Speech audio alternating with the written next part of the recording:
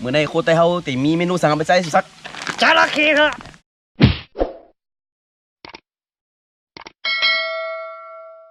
มาแล้วโคไตรายการพักใต้มีตั้งกินจุอย่างฝากพี่น้องกดไลค์กดแชร์ฝากพี่น้องกดไลค์กดแชร์เพื่อเป็นแห่งใจคือรายการโคไตมาสุค่ะยินดีเข้าสู่รายการ โคไต้ครับ เมื่อในโคตรไต้เฮาตีมีเมนูสั่งไปใส่สัก จระเข้ครับ นี่ค่ะนะเนื้อจักระเข้เนี่ยเขาตีมาเฮ็ดเมนูผัดเผ็ดจระเข้นี่ว่านะตีหวานตีเข้มได้ครั้งแรกค่ะนะเอาเด็ดจามเผ็ดตัวนี่ค่ะนะ จอบตัวครับ มาจอมตัวเขาเทชื่อต่อไปโอเคกันนะขั้นตอนแรกเขามาตัวคือกันก่อนครับมีอย่างพ้องไหนกันนะอันนี้คือพังอันนี้ ใบมะกรูดครับ ใบมะกรูดนี่ครับนะแล้วก็มีมะเขือแล้วก็มีพริกแกง พริกแกงครับ พริกแกงเผ็ดนี่ขนาดนี้นะตำเองกับมือขนาดนี้ ที่ขำอะไรครับ แล้วก็ ผู้สนับสนุนของเขา มีซอสหอยมีเกลือน้ำปลาน้ำมันยังไงกันนะโอเคมาก่อนเขาตีมานี่ก็สำเร็จเขามาซอยเป็นป้อนๆอาหารนั่นจระเข้นะนี่ครับนะ ยุ่งชุ่มนะครับไม่ปาก ออกไปครับเหลือครับนะว้าวฮัลโหลเหมือนจื้อแน่เนื้อแน่ฮัลโหล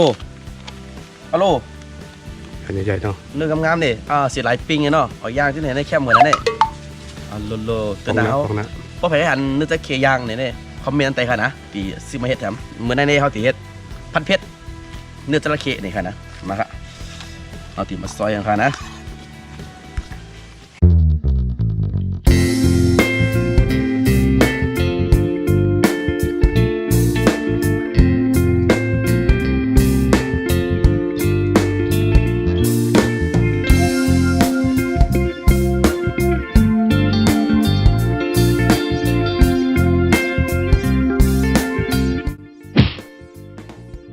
โอเคนะขั้นตอนแรกเขาเรียบร้อยครับเขาเฮ็ดเป็นป๊อตเป็นตีเรียบร้อยครับนะนี่ครับเนื้อจระเข้เขาป๊อตใหญ่ๆฮะ พอดีเต็มกับพัด จำด้วยครับ ไม่กลิ่นจำเตะมาเอาตีกว่าลงมือพัดเดี๋ยวนะไฟเขาก็สุมไว้ตีเรียบร้อยครับนะ จอบตัวครับ มาโอเคตั้งหม้อน้ำมันใส่เอากระค่ะนะนี่ครับน้ำตาลโปกันนะนี่เนาะพอไปมันเหลืออีเยอะคือเขาติใส่เครื่องพริกแกงนี่กันนะพริกแกงเผ็ดนี่ค่ะนะ เฮ็ดที่เฮือนมายาวกันนะ เย็ดเต้ค่ะนะครับเพี้ยนเขาติเอาแซ่บๆฮะเอาลงไฟก่อนแห้งหน่อยค่ะนะนี่ค่ะเนาะเอาไว้มาแห้งกันเนี่ยหม้อไฟก่อนดูบนตัวไหนหม้อเนี่ย ผมมีสิ่งเชี่ยวๆดีกว่า นี่เขาในการกินสีมือของได้คำรวยครับออกจากค่ะได้คำละ ถึงวันมันได้ตั้งวันมันได้หอมก่อนว่าเอาน้ำมาใส่อีกหน่อยทำก่อนนะเอาก่อนมันสุดโคตรไตครับสุดโคตรไตเหมือนเพื่อนก็มือใหม่ฮะนะครั้งแรกคัดเนื้อจระเข้ได้เอาไปใช้ทุกใส่น้ำใส่นี่ใส่น้ำโอเค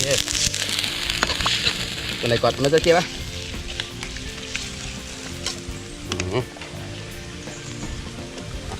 เดี๋ยวกันเนื้อจระเข้นะเขาพร้อมใส่นะนี่ค่ะเนาะ ถ้าเป็นช่วยกุ๊กครับ เอาเลยเอาเครื่องแล้วเนี่ยเริ่มเปล่า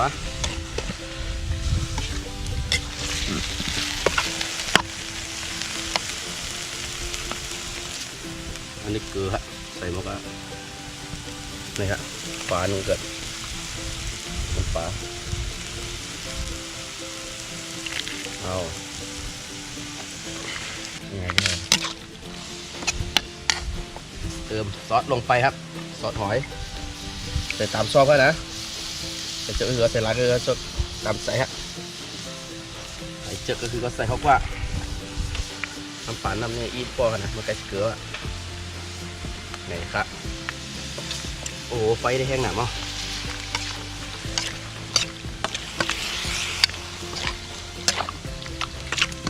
อมเต๊ะๆหอมเต๊ะๆ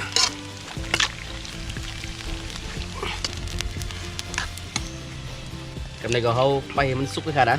เพราะมันสุกไม่นึงเนี่ยก็เขาจะเอามะเขือใส่ครับนะครับเขือนะเอาเดี๋ยวเขือใส่ก้อยเอาเดี๋ยวเขือสุกแล้วเขาเตี๋ยใส่ชุดไทยกันได้ใบมะกรูดค่ะนะขาดพริกไทยอ่อนครับพริกไทยอ่อนเต้กว่าสุหาตั้งในกาดตั้งอึ่งบันดองได้สุหาจอดแบบนี้อ่ะ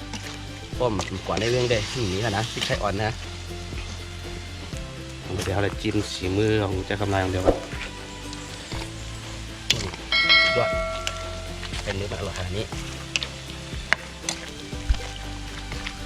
ใจแง่แต่ผิดพลาดกว่าเย้าเลยกันนะ ได้แก่ ยิ้ม ตั เล วย เองเอาค่ะ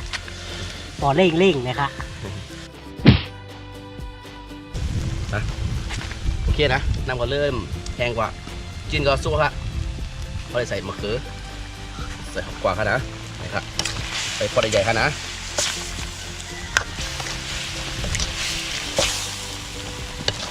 โรยเลือดเต้เลือดฟ้า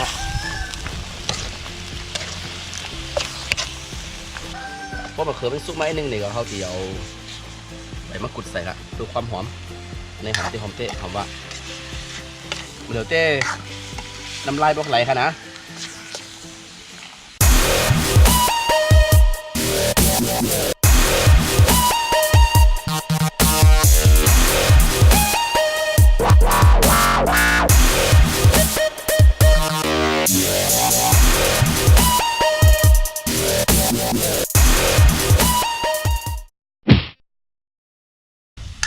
โอเคนะในการเนื้อจะเขียวขอพี่น้องกดไลค์กดแชร์เป็นแรงใจกันนะในการโคตรเต้เขาค่ะนะ ฝากติดตามเจ้าค่ะ พอคลิปหน้าพอใครคลิปหยังนี่ก็คอมเมนต์ใต้ YouTube นี่ค่ะนะโอเคมาเรียวมาคือเริ่มสุกแล้วนะ ขาดพวกที่เขาในเฮ็ดเตอร์เนี่ยก็หลายพวกเขาก็เฮ็ดกันค่ะ โอเคมาเสียวเอานั่นใส่ละ เข้ามาค่ะ เดี๋ยวมากรูดมาใส่ละโอเคพร้อมใส่แล้วเดี๋ยวมากรูดใส่เข้าไปนี่ค่ะเนาะโอเค จะมาเก็บเก็บเลยกันนะ โลขึ้นมาครับเดือดกลางค่ะนะ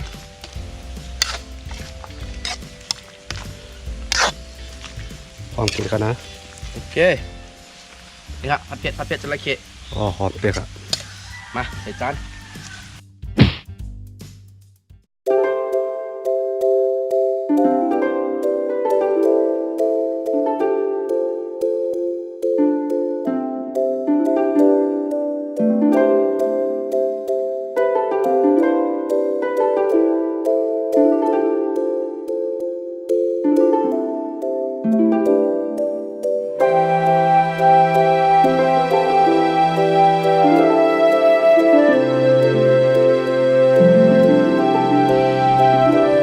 โอเคเนื้อจระเข้เขาเนี่ยเนื้อจระเข้ผัดเผ็ดนี่ค่ะนะเรียบร้อยค่ะนะเย่ากว่าเย่าค่ะนะมาครับเขาติดพร้อมจิ้มด้วยค่ะว่ารสชาตินั้นเป็นจื้อแคบเต้มาจอมเต้ฮะเอาแคบซักก่อนนะน้ำลายพอไหลค่ะนะ โอเคครับแคบ มาครับนี่เอาจิ้มด้วยค่ะนะจิ้มด้วยกันครับนี่เอาปลาใหญ่นี่เลิศ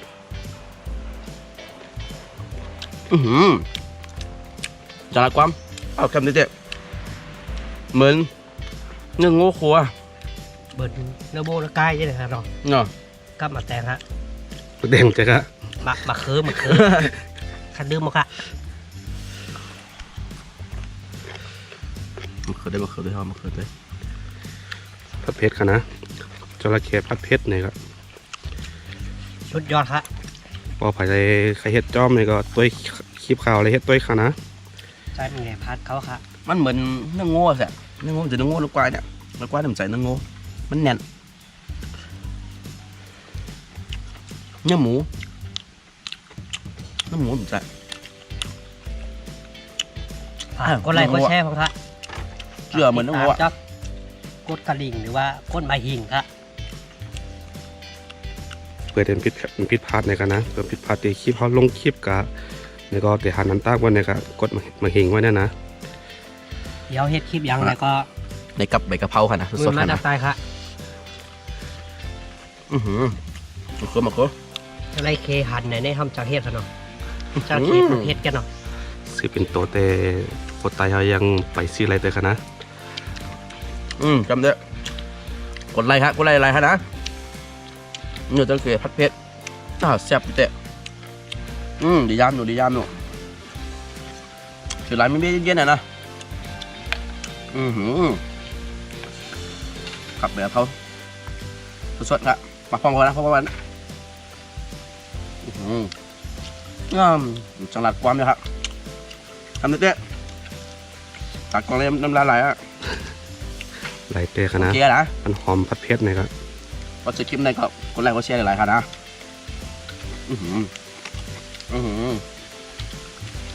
โอเค บอกมาให้เจอกันทีไรเนี่ยก็ไปทัดจอบด้วยค่ะเนาะฝากติดตามด้วยค่ะ คลิปในก็ขอลาไป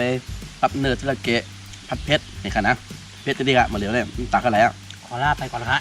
โอเคนะฝากกดไลค์หลายๆครับนะโอเคไม่สูงพี่น้องเสียครับนะไม่สูงครับ